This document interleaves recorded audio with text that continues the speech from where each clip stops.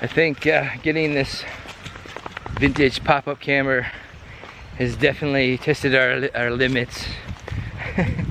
It was so arduous trying to get it together, and then our real first night out in it, it was really rough. But coming to a place like this, even though you're tired, you're sore, it's been a rough couple of days, this really kind of rejuvenates you and be like, oh yeah, this is what we did all this work for. So it kind of feels good to see a little light at the end of the tunnel.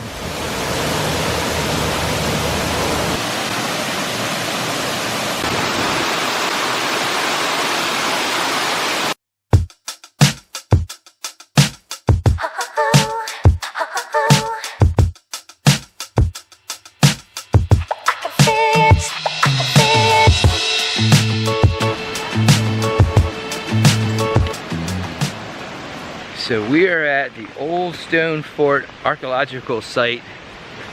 This is a state park in Tennessee. We are camped right across the water there, and that we just saw was Blue Hole Falls. And it was amazing down there, so amazing. Places like this just are so surprising what you find. They have such a really unique historical place that dates thousands of years ago. And then that area we climbed down was a beautiful waterfall.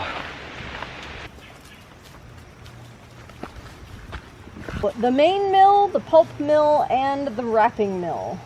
W.S. Whitman's paper mill was built prior to the Civil War. Whitman also built the gunpowder mill used by the Confederate forces during the war, and after the Civil War, Whitman left the area, and the Hickerson and Wooten families obtained the property, expanding the mills into the Stone Fort Paper Company. So this one we were taking videos as the main mill. And here's like an interesting side note. This is possibly my family's name right here, the Wooten families. It only has one T instead of two, but it's changed. You don't get to see that too often.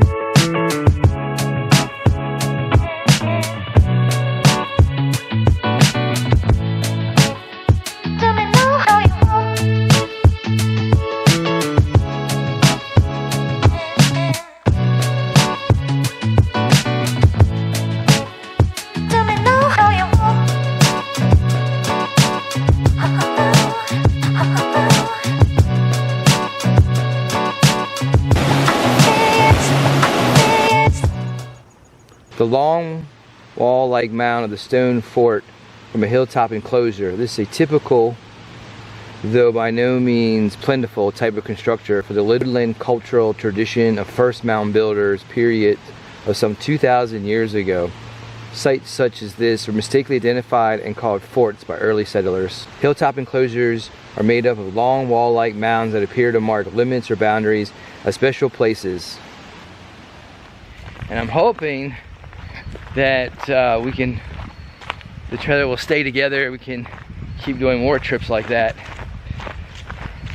And maybe you figure out the bed situation so you get more sleep. Yes. That's why we went up to our impromptu to Walmart. It was a pretty saving grace to stop by there, and I want to show you guys what we did with the bed to make it more comfortable for us, and just generally making the trailer more comfortable. And we got the car stocked full.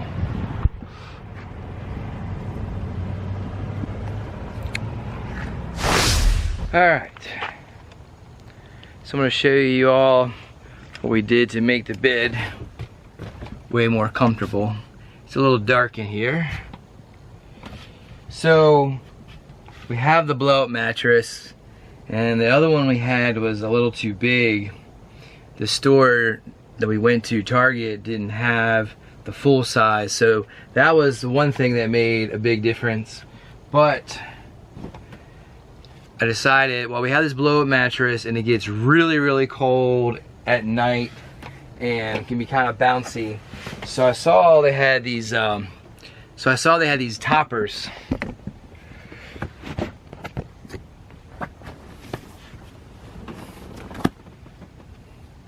This is just a really thin topper. They have a bunch of them. It was like 20 bucks, something like that.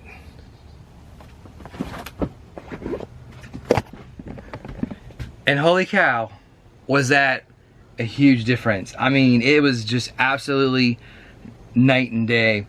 It did still get cold in here, but it was 50 degrees, but you didn't freeze your body off. And I wish I'd known that, because that's one of the reasons why we weren't really enjoying the tenting, because of the air mattress. It was just so cold and bouncy, and this just turned everything into a completely different bed. We did buy some new cushions and a heater. Our heater went bad as well, and kind of reorganized stuff, so it made a little more sense. But I think it turned out not too bad in here. So I'll give you a little tour here. I don't think it's going to take too long. It's not a really big trailer. We wanted to go back to Walmart and get some more of these cushions.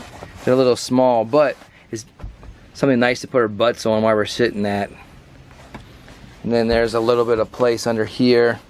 We put our clothes and broom and things down there. This table's falling apart. We need to replace it. It keeps putting these little pieces everywhere. And then over here, got the sweet fall pillow and more of these. We really like the floor. It's got that vintage floor, so it looks really nice. And then this just has more of our towels and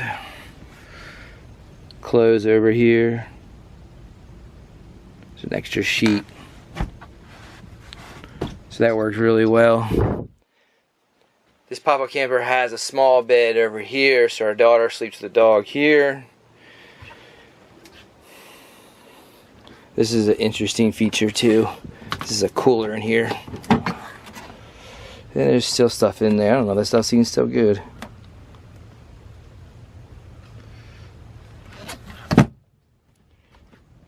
But we got her a little mattress topper too, and she really liked it as well. So we ended up just putting, can't quite see it, the electric, it's a little electric port, put a little wire in here, and then we just have this multi-plug down here, so you can run the fan, and we have a heater over here.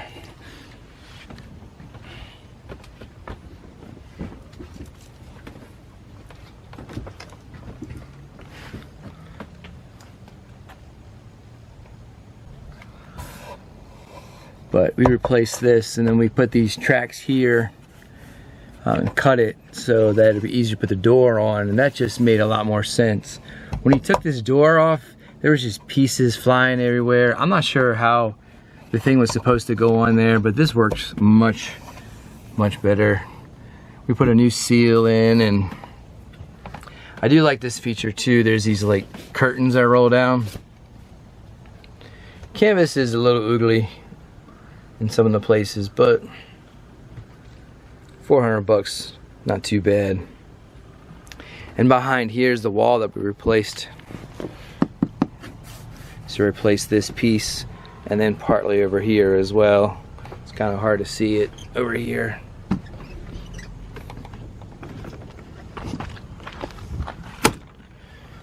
So you can see how it's not quite straight. The front end still bows down, but this whole wall we had to fix. It's so much more solid. And then this bar broke, so we replaced this bar. The people I had before, they just put a block of wood here just to hold this piece up so that they could get the door closed.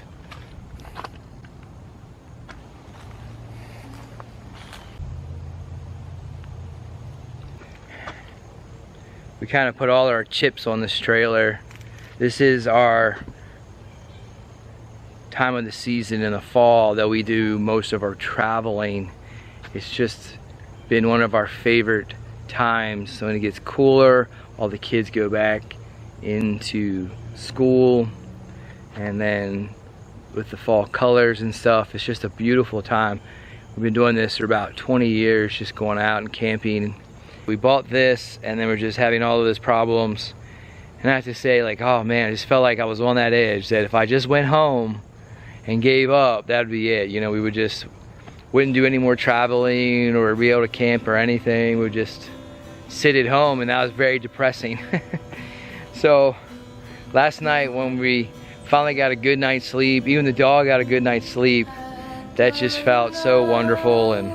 But it felt, I don't know, like so much was just riding on this, and if it didn't all come together, you know, what we're gonna do.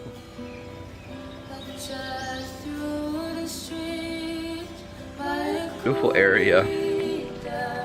We're at Short Spring Natural Area.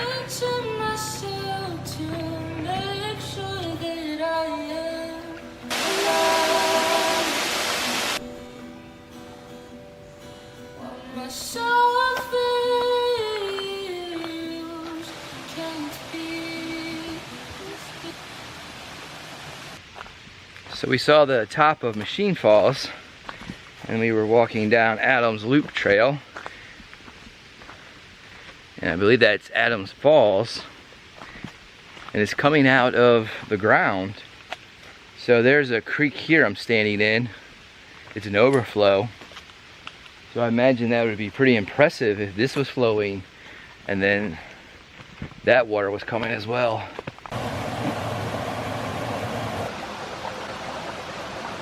I have to take a moment here. We normally do not get to, at the perfect time when the light is shining and everything.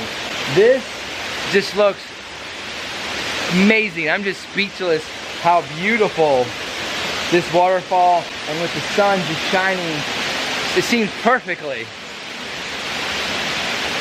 There's even like a mist coming off of the water. It is just a beautiful sight.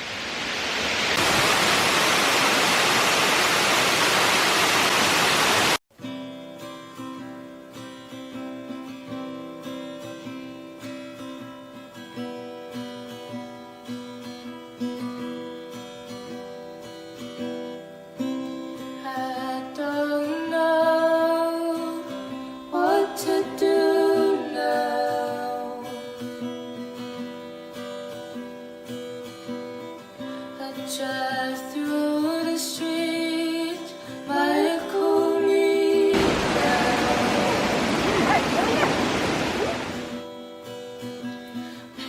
picture myself to make sure that I am alive. We're walking down the creek here to see another waterfall.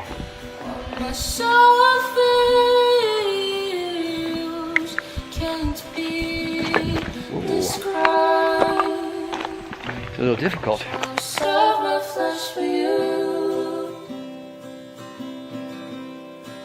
Serve my flesh for you. So we are just about finished. We hiked about 4 1/4 to see the waterfalls. You could probably make that a little shorter. I would say most of this is fairly easy with some moderate sections thrown in. The most strenuous part, at least one strenuous part we ran into, that was over by the Machine Falls.